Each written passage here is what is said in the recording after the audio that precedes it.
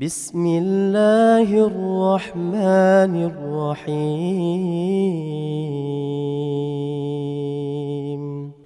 بسم الله الرحمن الرحيم. Assalamualaikum warahmatullahi wabarakatuh. Alhamdulillah hamdan katsiran thayyiban mubarakan fih mubarakan alaih kama yuhibbu rabbuna wa yarda. Wa usalli wa usallim ala nabiyina al-karim Muhammadin wa ala alihi wa ashabihi wa man tabi'ahum bi ihsanin ila yaumiddin. Saudara-saudaraku kaum muslimin dan kaum muslimat rahimani wa rahimakumullah, tidak ada sesuatu yang paling bermanfaat untuk kita mengisi waktu di dalam kehidupan kita ini lebih bermanfaat dari hadir di majelis ilmu. Di tengah tersebarnya syubhat dan tersebarnya syahwat, di tengah ketidakjelasan mana perkara yang hak dan mana perkara yang batil, mana yang disebut sebagai Islam dan mana yang dinisbatkan sesuatu kepada Islam. Tentunya kita tidak akan mengetahui perkara ini semuanya setelah taufik dari Allah Subhanahu wa taala, kecuali kita habiskan sedikit waktu yang Allah berikan kepada kita untuk menuntut ilmu agama, untuk belajar Al-Quran, belajar sunnah, belajar aqidah as-sahihah. Ya, mudah-mudahan kita harapkan dengan itu Allah Subhanahu wa taala menyelamatkan kepada kita dari segala fitnah syahwat dan syubhat. Dan Nabi kita sallallahu alaihi wasallam telah menyebutkan di dalam sebuah hadisnya, "Man salaka tariqan yaltamisu fi ilman, sahalallahu lahu bihi tariqan ilal jannah." Barang siapa yang seseorang memudahkan dirinya melangkah untuk menuntut ilmu agama, maka Allah Subhanahu wa taala akan mudahkan baginya jalan menuju surga. Dan kita ketahui masuknya seseorang ke dalam surganya Allah ketika terselamatkan dari dua penyakit, yaitu penyakit syahwat dan penyakit asyubhat. Sebagaimana yang Allah Subhanahu wa taala sebutkan di dalam Al-Qur'anul Karim, wa amma man khafa maqama rabbih wa nahan nafsa 'anil hawa fa innal jannata hiyal ma'wa. Barang siapa yang seseorang memiliki rasa takut kepada kedudukan Allah Rabbul Alamin dan dia menahan dirinya dari hawa, maka tentunya tempatnya di dalam surga.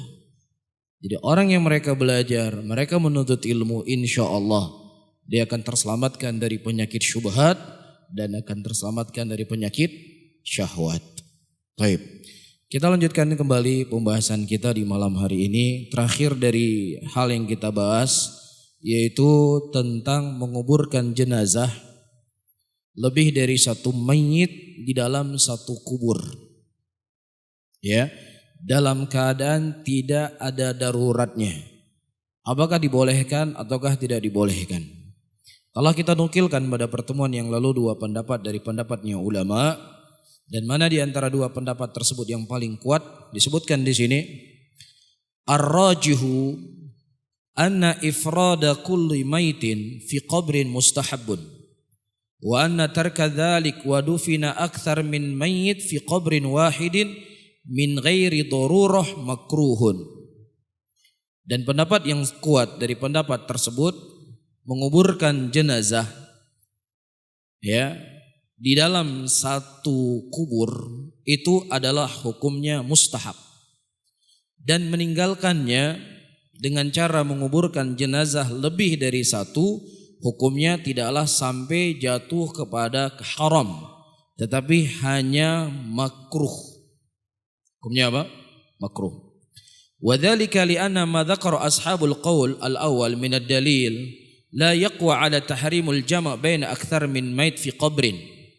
Karena dalil yang disebutkan oleh sebagian ulama haramnya menguburkan jenazah ya lebih daripada satu mayit dalam satu kubur, dalil-dalilnya tidaklah kuat ya menunjukkan akan keharamannya, sebagaimana tidak kuatnya dalil yang menunjukkan wajibnya untuk dikubur satu mayit. Jelas ya? Wa amma man dhahaba ila jawazil jama' baina akthar min mayit fi qabrin min ghairi dhurra fa hadzal qaul la dalila alaih. Begitu juga yang berpendapat bolehnya seseorang menguburkan jenazah lebih dari satu dalam satu kuburan, ini juga tidak ada dalilnya. Bahkan dalil menunjukkan kepada kita ya menyelisihi dari pendapat itu sendiri. Karena sahabat Rasulullah sallallahu alaihi wasallam pada waktu itu mereka meminta izin kepada Nabi sallallahu alaihi wasallam untuk mengumpulkan jenazah lebih dari satu orang di dalam satu kuburan dalam hal darurat. Dalam hal darurat. Dan Nabi sallallahu alaihi wasallam memberikan izin kepada mereka.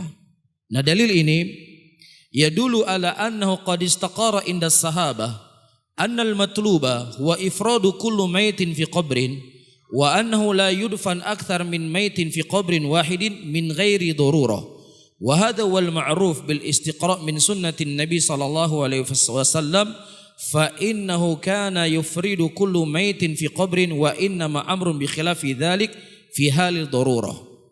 Ya, jadi dalil yang digunakan oleh para ulama makruhnya menguburkan jenazah lebih dari satu mayit di dalam satu kuburan dalam keadaan tidak darurah, itu dalilnya mereka ketika para sahabat Rasulullah sallallahu alaihi wasallam meminta izin kepada Nabi. Ketika dalam keadaan darurat dan Rasulullah memberikan izin. Berarti ketika dalam keadaan darurat itu dibolehkan, kalau dalam keadaan tidak darurat hukumnya apa? Tidak dibolehkan. Tetapi hukumnya tidak sampai jatuh kepada haram. Hukumnya hanya sekedar makruh. Ya, demikian yang disebutkan. Wa amma man qala innahu yajuzul jama' fi qabrin lil muharim fa hadha qaulun la dalila alaihi aidan. Dan di sana ada sebagian ulama mengatakan bolehnya dikuburkan ya dua jenazah ataukah lebih di dalam satu kuburan kalau seandainya mereka adalah mahram. Ya, istri dengan suami, dengan anak-anaknya, walaupun jenis lain beda kelamin, ini dibolehkan kalau seandainya mereka adalah mahram. Dan disebutkan oleh Syekh di sini, fahadha qaulun la dalila alaihi aidan. Dan ini juga tidak ada dalilnya. Bal sahih annahu la farqa bainal maharim wa ghairihim fi man'al jama'. Bahkan yang sahih tidak ada perbedaan di antara mahram atau yang selain dari mahram. Tidak ada dalil yang menunjukkan oh ini boleh mahram, boleh. Kalau enggak mahram enggak boleh. Tidak ada dalilnya. Dikarenakan ilah menjamak lebih dari satu jenazah dalam satu kubur itu adalah idza, mengganggu dari mayit itu sendiri. Adapun syahwat itu sudah terputus dengan matinya seseorang. Jadi enggak mesti harus ya dibolehkan kalau seandainya mahram. Karena mereka sudah meninggal. Ya sudah tidak ada lagi syahwat. Nah, kenapa tidak boleh dikumpulkan antara laki-laki dengan perempuan yang bukan mahram? Ya, dikhawatirkan akan terjadi fitnah ketika dia masih hidup. Tapi ketika dia sudah meninggal, ini sudah terputus semuanya. Jelas ya? Jadi kesimpulannya apa hukumnya? Apa hukumnya meletakkan jenazah lebih dari satu jenazah dalam satu kuburan dalam keadaan tidak darurat? Hukumnya makruh, bukan boleh, bukan haram, tapi hukumnya apa? Makruh. Ya, tidak sampai kepada titik keharaman. Nah, bagaimana kalau seandainya kita menguburkan jenazah lebih daripada satu mayit dalam keadaan darurat? Apakah dalam keadaan perang? Ataukah dalam keadaan gempa? Ataukah dalam keadaan tsunami? Meninggal ribuan orang, bahkan ratusan ribu. Apakah boleh kemudian kita mengumpulkan mereka dalam satu kuburan? Atau hukumnya wajib? Boleh atau wajib? Ini kita bahas. Ya. Ittafaqal fuqaha minal Hanafiyah wal Malikiyah wal Syafi'iyah wal Hanabilah ala jawaz daf'i akthar min maitin fi qabrin wahidin idza kana dzalika fi halid darurah.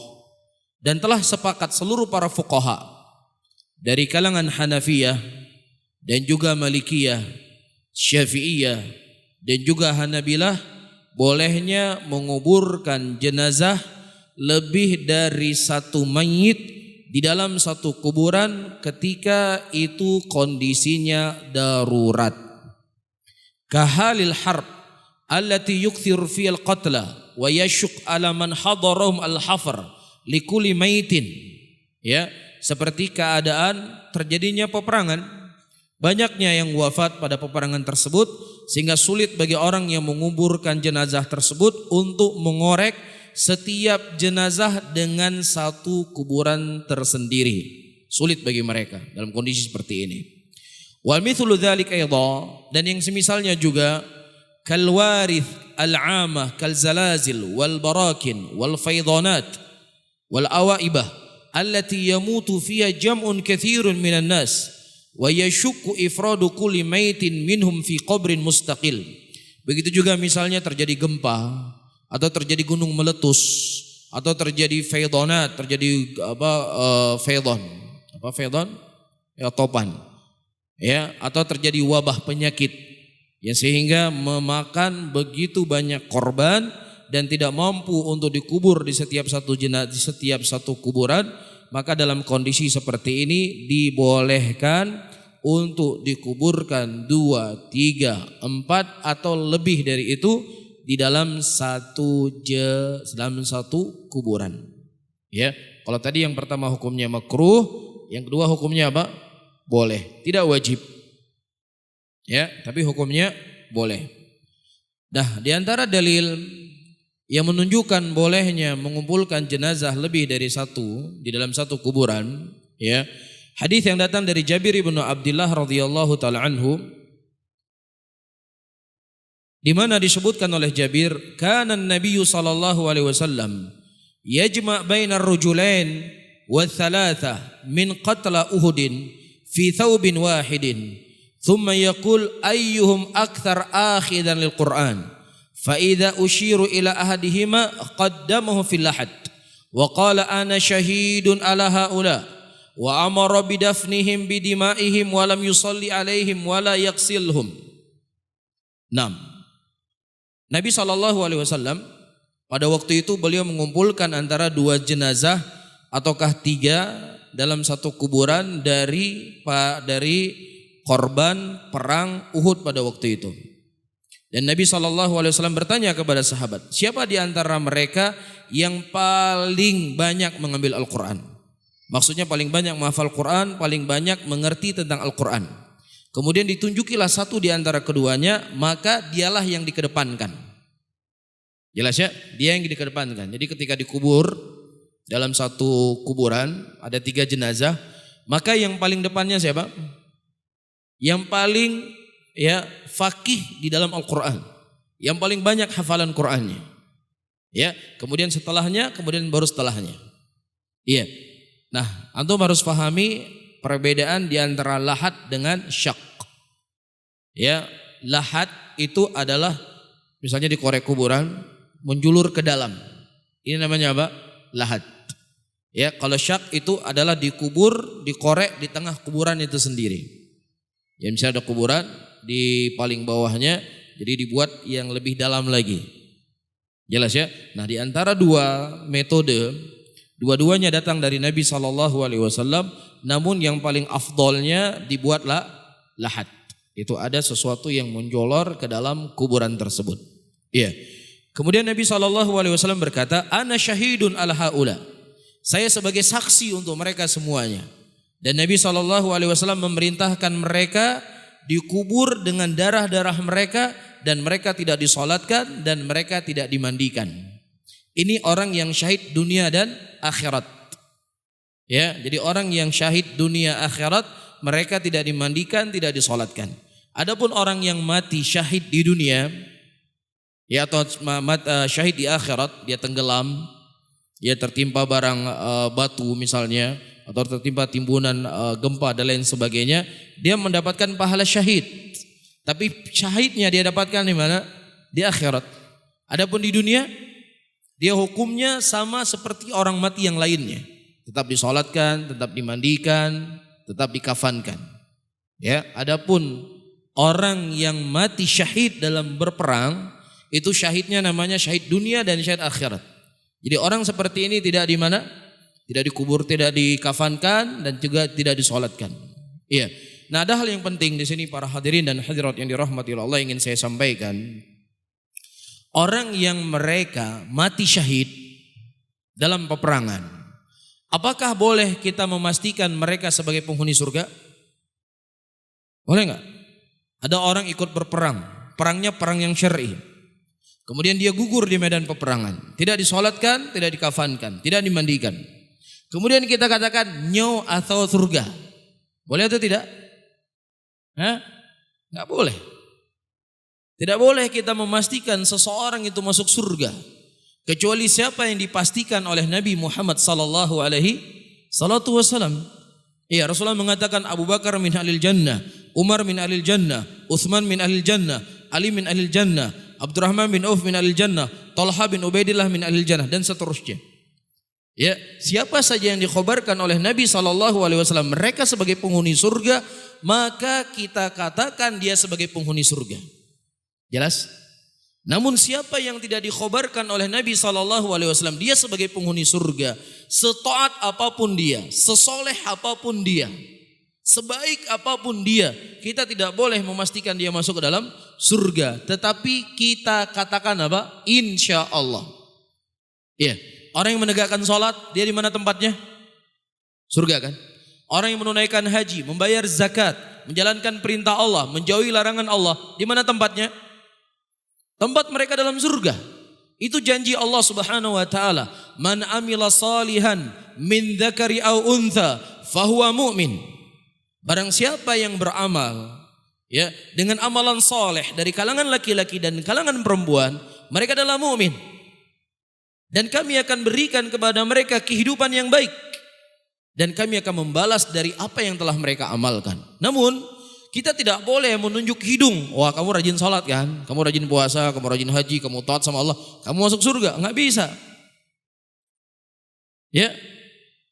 Sehingga ketika kita menyampaikan tentang amalan-amalan, tentang sunnah Rasulullah, ini sunnah Rasulullah, siapa yang mengikuti sunnah dia akan begini dan begini. Bukan berarti ketika kita membahas tentang masalah ini, kita sedang mengaku diri kita pasti akan masuk surga. Tidak. Ini namanya adalah ya wa'dun dari Allah, janjinya Allah. Tetapi untuk memastikan seseorang masuk neraka tidak bisa, masuk surga tidak bisa. Nah, begitu juga sebaliknya. Ketika kita sedang membahas tentang ancaman Allah Subhanahu wa taala dari amalan-amalan yang mengantarkan seseorang ke dalam neraka. Seseorang berzina, seorang makan riba, seorang berjudi, seorang berbuat kezaliman, seseorang berbuat bid'ah misalnya. Apa ancamannya? Ancamannya neraka. Apakah kemudian kita katakan orang yang berzina, orang yang berbuat bid'ah pasti masuk neraka? Nggak bisa. Ini namanya adalah wa'id. Apa namanya? Wa'id, ancaman. Allah mengancam siapa yang berzina, siapa yang mencuri, siapa yang makan riba, siapa yang berbuat bid'ah, dia diancam masuk neraka. Dan kita tidak bisa memastikan orang tersebut pasti masuk neraka. Kecuali siapa yang dipastikan oleh Allah dan Rasulnya dia sebagai penghuni neraka. Adapun selain dari orang yang divonis, yang tidak divonis oleh Allah dan Rasulnya, hanya menyebutkan tentang sifat-sifat penghuni surga adalah orang yang berbuat bid'ah misalkan, bukan berarti kita tunjuk hidung kah dalam neraka kah. Nggak ada seperti itu. Kenapa? Karena Allah Subhanahu wa taala menyebutkan dalam Al-Qur'anul Karim, ya, innallaha la yaghfiru ayyushraka bihi wa yaghfiru ma duna dzalika liman yasha'. Allah Subhanahu wa taala tidak mengampuni dosa orang yang berbuat kesyirikan, dan Allah mengampuni dosa di bawah kesyirikan siapa yang dikehendaki oleh Allah. Orang yang berzina itu di bawah dosa syirik atau tidak? Orang yang mencuri, orang yang makan riba, orang yang berbuat kebid'ahan Ini dosanya di bawah dosa syirik atau tidak? Itu di bawah dosa syirik. Nah, ketika itu di bawah dosa syirik, wa yaghfiru ma duna dzalika liman yasha. Maka Allah mengampuni dosa-dosa mereka siapa yang Allah kehendaki. Makanya di antara perbedaan akidah Ahlus Sunnah dengan akidah Mu'tazilah di dalam masalah ini adalah Ahlus Sunnah membawa ayat-ayat Allah tentang ancaman neraka bagi pelaku dosa dan maksiat, itu namanya al-wa'id, bukan penetapan pasti. Apa namanya? Wa'id. Tapi kalau Khawarij, mereka langsung memvonis, kamu makan riba, kafir, masuk neraka. Iya, kamu berzina, kafir, masuk neraka kamu. Ditunjuk hidungnya kamu. Kamu berbuat bid'ah. Bid'ah adalah sesuatu yang diharamkan oleh Allah, diharamkan oleh Rasul. Rasul mengatakan finnar, kamu kerak neraka. Itu manhajnya siapa? Khawarij. Adapun akidah Ahlus Sunnah tidak seperti itu. Akidah Ahlus Sunnah, ancaman-ancaman yang disebutkan oleh Allah, neraka-neraka, ini namanya wa'idun. Apa namanya? Wa'id. Kenapa kita mengatakan wa'id? Dari ayat yang saya sebutkan tadi. Wa yaghfiru ma duna dzalika liman yasha. Allah mengampuni selain daripada dosa syirik siapa yang Allah kehendaki. Dan juga Rasulullah SAW menyebutkan dalam hadisnya, ada seorang laki-laki yang dia membawa tis'a wa tis'ina sujillat. Apa yang dia bawa? 99 catatan amalan kejelekan. Setiap satu amalan catatan kejelekan sejauh mata memandang. Kemudian Allah datangkan bitokoh yang berisikan la ilaha illallah.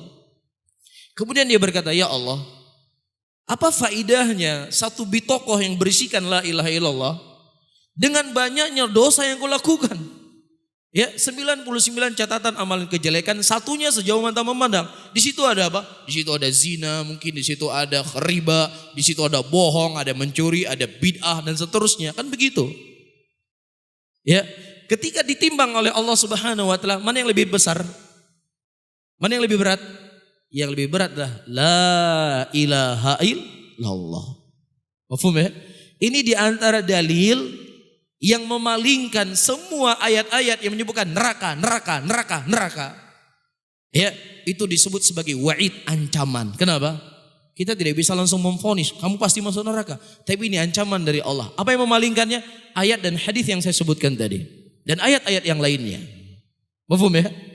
Ya, sehingga kita sampaikan kepada saudara-saudara kita muslimin. Ya benal kiram ala tadnu fatubsira. Ma qad ahdatsuka fama ra'in kaman sami'a. Wahai saudara-saudaraku yang mulia, marilah mendekat. Insyaallah apa yang tersebar dari berita-berita nyan awaknya beliheun di KPKP kop. Nyan awaknya nawayan tok dalam surga, ya lain neraka mendum. Ya, surga Allah begitu luas. Ya, mereka tuh cuma berapa orang? Mereka tok yang masuk surga. Ya, yang lainnya semua masuk neraka. Ya, membidahkan kita, meinikan kita dan lain sebagainya. Wahai saudaraku, marilah mendekat. Apa yang tersebar dari berita-berita, insya Allah engkau akan mendapatkan khabar sebenarnya. Faman ra'in kaman sami'a. Tidaklah orang yang mendengar sama seperti orang yang melihat. Bisa difahami ya? Ini akidahnya kita. Ini akidah Ahlus Sunnah wal Jamaah. Ya, dan ini akidah disebutkan oleh Al-Muzani dalam Syarh Sunnah. Ya, dan ini yang menjadi keyakinan kita. Kita tidak pernah memvonis orang yang berbuat dosa besar, ya, apakah itu zina, apakah riba, apakah dia berbuat kebid'ahan, yang bid'ah tersebut tidak mengeluarkan dia dari Islam, seperti Syiah Rafidhah, bid'ah Syiah Rafidhah, atau meyakini Al-Quran yang dimiliki oleh muslimin tidak sempurna hari ini, ada beberapa juz yang tersimpan, atau keyakinan Ali nanti akan datang akhir zaman dan seterusnya. Ini bidah-bidah yang bisa mengeluarkan seorang dari Islam. Tapi kebid'ahan-bid'ahan yang dilakukan oleh sebagian besar muslimin itu tidak mengeluarkan mereka dari Islam. Mereka itu masih muslim. Ya, mereka masih saudara kita seiman dan kita tidak pernah memvonis mereka masuk dalam neraka. Bisa difahami ya? Ya, sehingga tidak membuat salah faham dan faham yang salah. Kan begitu. Nah, antum juga Ya, makanya lebih semangat untuk belajar daripada semangat berkomentar. Kan begitu. Ya, semangat belajar. Jadi para penuntut ilmu, pertama yang harus dilakukan adalah mendengar. Kemudian dia diam. Yang ketiga kemudian dia fahami. Yang kemudian dia tulis apa yang dia fahami. Itu penuntut ilmu. Bukan di awal nuntut ilmu bantah sana bantah sini. Bukan di awal menuntut ilmu ya ke bid'ah sana bid'ah sini, kafir sana kafir sini. Ini bukan tugas kita penuntut ilmu. Tugas kita penuntut ilmu pertama apa? Dengar. Habis dengar apa? Fahami. Habis fahami apa? Diam. Habis diam apa? Tulis. Habis tulis apa? Disebarkan apa yang diketahui. Jadi jangan sampai gara-gara kita, ya ketidakfahaman kita, kurangnya ilmu kita, akhirnya itu menjadi ya perwakilan seakan-akan. Nih lihat nih buktinya kami dikafirkan sama mereka. Padahal kita tidak pernah mengkafirkan saudara-saudara kita muslimin. Ya, kecuali ketika orang-orang mencela Allah. Orang mencela Allah kafir enggak? Allah kikir, Allah pelit, Allah angkuh. Siapapun yang memiliki iman kepada Allah, iman kepada Rasul, pasti yakin orang yang berbuat seperti ini kafir enggak? Kafir kan? Orang yang mencela Rasulullah, Muhammad itu kena AIDS matinya. Kafir enggak orang seperti ini? Hah? Orang yang mengatakan Rasulullah mati kena AIDS. Kafir enggak? Kafir. Ini mencela Rasulullah sallallahu alaihi wasallam. Qul abillahi wa ayati wa rasuli kuntum tastahzi'un la ta'tadiru qad kafartum ba'da imanikum. Adapun amalan-amalan yang dilakukan oleh muslimin dan lain sebagainya, ya ini tidaklah membuat orang tersebut keluar dari Islam. Bisa difahami? Baik. Kita lanjutkan. Kemudian yang kedua, hadis dari Hisham bin Amir qala lamma kana yaum Uhud usiba minal muslimin wa asaba an-nas jarahat faqulna ya Rasulullah al-hafru alaina likulli insanin syadidun fa kaifa ta'muruna. Ketika terjadi perang Uhud, banyak korban dari kalangan muslimin. Ya, bahkan banyak dari muslimin itu terluka parah ketika mereka meninggal. Kemudian kami bertanya kepada Rasulullah, ya Rasulullah, al-hafru alaina likulli insanin syadidun fa kaifa ta'muruna? Ya Rasulullah, kalau kami mengorek setiap jenazah itu satu kuburan, itu akan membuat kami kesulitan. Sehingga apa yang kau perintahkan kepada kami ya Rasulullah sallallahu alaihi wasallam? Subhanallah ya. Jadi kita fikir Rasulullah itu hanya mengajarkan kepada kita sholat saja. Kita fikir Rasulullah hanya mengajarkan kepada kita puasa saja. Padahal hal yang seperti ini juga ternukilkan dari Nabi kita sallallahu alaihi wasallam. Apa yang kami lakukan kalau kami mendapatkan jenazah yang sangat banyak sehingga sulit kami menguburkannya? Hal yang seperti ini juga ternukilkan dari Nabi kita, luar biasa. Ini menunjukkan adalah apa? Kesempurnaan agama Islam. Apapun yang dibutuhkan oleh manusia itu ya pasti ada jawabannya di dalam Islam itu sendiri. Kemudian Nabi SAW mengatakan ihfaru wa ausa'u wa a'miqu wa ahsinu wa dafanu ithnain wa thalatha fil qabri wa qaddamu aktharuhum Qur'anan. Koreklah kuburan tersebut dan luaskan, dalamin, percantik. Ya bagus, dikorek yang bagus. Wa dafanu, kuburkanlah 2, 3 ya dalam satu kuburan. Kemudian engkau kedepankan orang yang paling banyak hafalan Qur'annya. Jadi ketika imam menjadi imam masjid, ya itu kan disunahkan orang yang paling banyak hafalannya. Ternyata ketika dikuburkan, Rasulullah meminta untuk dikubur orang yang paling banyak hafalan Qur'annya. Ya banyak sekali amalan-amalan di mana Rasulullah SAW selalu mengedepankan orang yang paling banyak hafalan Qur'annya. Fakana abi thalathatun wa kana aktsaruhum Qur'anan faqaddima. Maka tadinya bapak saya, kata Hisham bin Amir, adalah orang yang paling banyak hafalannya Quran. Sehingga bapak saya diletakkan yang paling terdepan dari jenazah tersebut. Nah, subhanallah. Kemudian yang ketiga, An Abi Qatadah radhiyallahu ta'ala anhu annahu hadara dzalik qala Ata Umar bin Jumuh ila Rasulillah sallallahu alaihi wasallam faqala ya Rasulullah ara'aita in qataltu fi sabilillah hatta aqtul amshi bi rijlai hadhi sahiha fil jannah wa kanat rijlahu arraja faqala Rasulullah sallallahu alaihi wasallam na'am faqataluhu yawm Uhudin wa ibnu akhim wa maula lahum famarra alaihi Rasulullah sallallahu alaihi wasallam faqala ka'anni anzuru ilaika tamshi bi rijlik hadhihi sahiha fil jannah fa amara Rasulullah sallallahu alaihi wasallam bihima wa maulahuma faja'alu fi qabrin wahidan. Masyaallah. Hadisnya ya disebutkan oleh Al-Imam Muhammad dalam musnadnya ya dan juga disebutkan oleh Ibnu Abdul Bar dalam kitab Tamhid dan juga disebutkan oleh para ulama yang lainnya dalam kitab hadis. Ketika itu datang Amr bin Jumuh kepada Nabi sallallahu alaihi wasallam. Dia berkata, "Ya Rasulullah, bagaimana pendapat engkau kalau seandainya aku terbunuh di jalan Allah? Aqtul amshi bi rijlaya, apakah aku hatta aqtul sampai aku dibunuh dan aku berjalan dengan kakiku yang sahih ini, apakah aku akan masuk dalam surga?"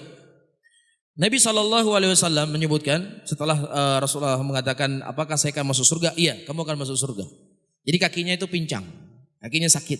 Apakah nanti kalau saya masuk dalam surga kaki saya akan jadi benar? Kaki saya akan sehat? Iya. Kemudian laki-laki ini terbunuh di perang Uhud dan juga anak saudaranya, maulanya juga terbunuh pada waktu itu. Kemudian Nabi SAW berkata, "Ka'anni anzuru ilaika tamshi." Seakan-akan aku sesungguhnya melihat engkau berjalan dengan kakimu yang sahih di dalam surganya Allah Subhanahu wa taala. Syahidnya Nabi SAW memerintahkan dua sahabat yang wafat dalam perang Uhud ini dikubur dalam satu kuburan. Itu syahidnya bagi kita. Menunjukkan apa? Bolehnya ya dengan kondisi yang saya sebutkan tadi. Wallahu taala alam bisawab. Isya kita jam berapa? Jam 8 lewat 1. Jam 8 lewat 1. Baik. Di sini ada pertanyaan. Saya baca enggak ya? Baik. Pertama, sebelum saya baca, saudara-saudaraku muslimin dan muslimat yang dirahmati oleh Allah. Al-Imam Ahmad rahimahullah di tahun 100-an Hijriah atau 200 Hijriah yang dekat dengan zaman kenabian, dan beliau adalah ulama yang sangat terkenal pada waktu itu sampai hari ini tentunya. Beliau menghafal 1 juta hadis dari Nabi SAW. Berapa juta? 1 juta hadis yang dihafal oleh beliau. Orang sebaik Imam Ahmad rahimahullah ternyata tidak selamat dari fitnah. Ya. Imam Ahmad bukan hanya dituduh sebagai musyabbihah, bukan hanya dituduh sebagai wahabi, enggak. Bukan hanya dituduh sebagai orang yang menyimpang, orang yang sesat dan lain sebagainya. Mereka mengkafirkan Imam Ahmad, dikafirkan Imam Ahmad. Dan tidak hanya dikafirkan, Imam Ahmad dipenjara bertahun-tahun. Sampai-sampai kata Al-Gojonya, kalau seandainya cambuk yang aku gunakan untuk mencambuk Imam Ahmad, aku cambuk gajah, niscaya gajah tersebut akan tersungkur mati. Begitulah keras ya cambukan yang dicambuk kepada Imam Ahmad rahimahullah. Apa salahnya Imam Ahmad? Apakah Imam Ahmad memberontak kepada pemimpin pada waktu itu? Tidak. Imam Ahmad tidak memberontak kepada pemimpin. Beliau tidak merebut kekuasaan pada waktu itu. Beliau disiksa, dipenjara, tidak diberikan air untuk berwudu. Beliau dirantai tangannya, bahkan dihukumi kafir. Kesalahan beliau menurut mereka, beliau meyakini bahwasannya Al-Quran adalah kalamullah. Ini dianggap salah Imam Ahmad. Padahal beliau mengambil dalil dari Al-Quranul Karim. Wa in ahadul minal musyrikin istajaraka fa'ajirhu hatta yasma'a kalam Allah. Kalau seandainya mereka meminta perlindungan kepada engkau wahai Muhammad, berikanlah perlindungan kepada mereka sampai mereka mendengarkan kalamullah, sampai mereka mendengarkan kalamnya Allah. Ini kesalahan Imam Ahmad rahimahullah. Iya, hanya beliau mengatakan Al-Quran kalamullah. Jadi ini bukan barang yang baru. Siapa yang memenjarakan Imam Ahmad? Apakah orang Yahudi? Apakah orang Nasrani? Apakah musyrikin? Tidak. Yang memenjarakan Imam Ahmad itu dalangnya, pemain belakangnya, aktor intelektualnya adalah seorang alim dari ulama di zaman itu. Siapa namanya? Tokoh Mu'tazilah bernama Ibnu Abi Duad. Zahid, orang yang zuhud. Ulama, tapi ulama menyimpang, ulama yang sesat. Ya, inilah aktor intelektual. Ini aktor intelektualnya. Sampai-sampai sekian khalifah pada waktu itu, beberapa ganti khalifah terpengaruh dengan pemikiran Ibnu Abi Duad ini. Ya, akhirnya Imam Ahmad rahimahullah dikeluarkan dari penjara. Beliau mengatakan Assalamualaikum ya Amiral Mu'minin. Rajanya tidak mau menjawab salam. Karena apa? Karena meyakini Imam Ahmad kafir.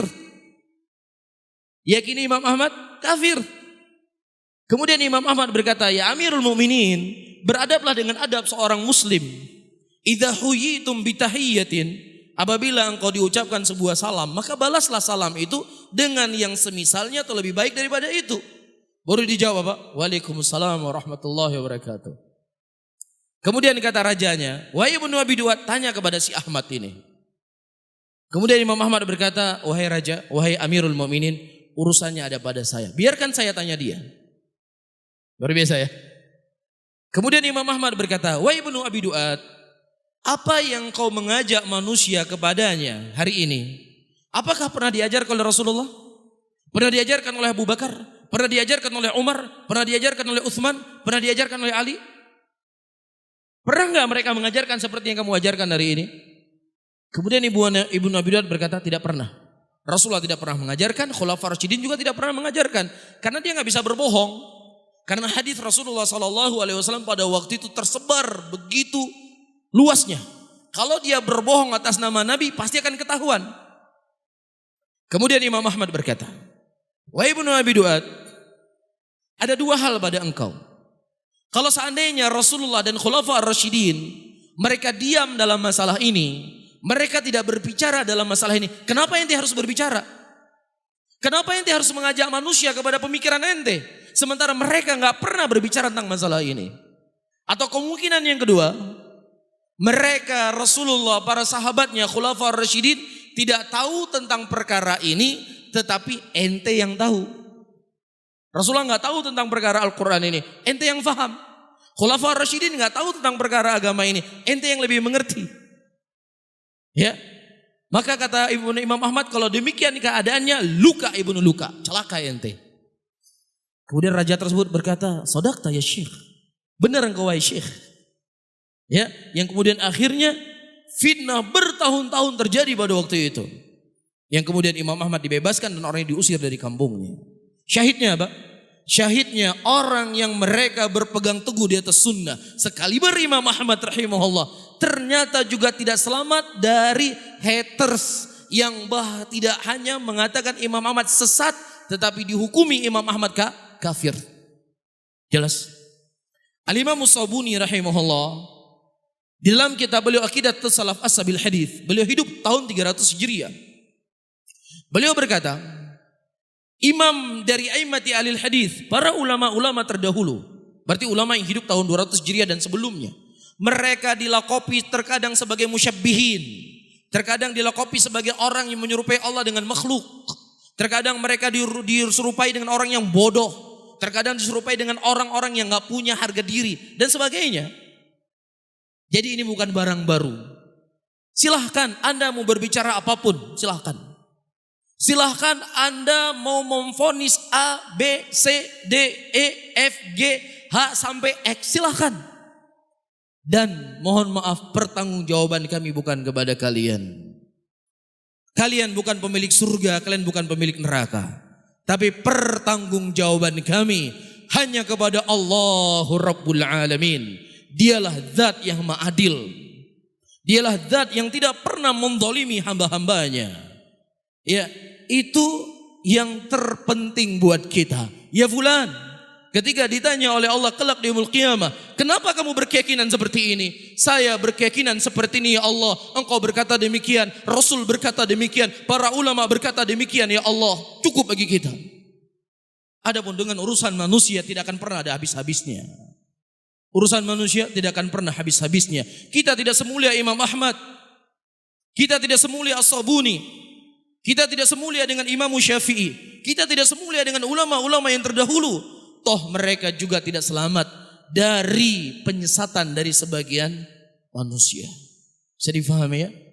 Jadi wala tahinu wala tahzanu wa antumul a'launa in kuntum mu'minin. Jangan kalian bersedih. Jangan kalian merasa kerdil. Dan kalian akan tinggi kalau seandainya kalian orang-orang yang jujur beriman kepada Allah. Ini yang paling terpenting buat kita. Kita belajar menuntut ilmu, mempelajari akidah as-sahihah, mempelajari daripada apa yang ternukilkan dari ulama kita. Yang paling terpenting pertanggungjawaban kita di hadapan Allahu Rabbul Alamin. Dialah yang memiliki surga dan dialah yang memiliki neraka, dan di tanganlah segala kemanfaatan dan juga di sisinya lah segala hal yang bisa menghilangkan mudarat dari kita semuanya. Wallahu alam bisawab, karena waktu sudah habis. Insyaallah yang tersisa akan kita jawab pada pertemuan yang akan datang, dan mungkin saya nanti akan minta izin kepada pengurus karena kebetulan Ustadz Farhan beliau belum balik dari haji ya, dan juga saya malam Selasa pas kebetulan libur ya, nanti saya minta izin kepada pengurus untuk ya mungkin bisa diganti kekosongan di malam Selasa. Baik, saya akhiri. Allahumma shalli ala Muhammadin wa ala alihi wa ashabihi wa man tabi'ahum bi ihsanin ila yaumiddin. Wassalamualaikum warahmatullahi wabarakatuh.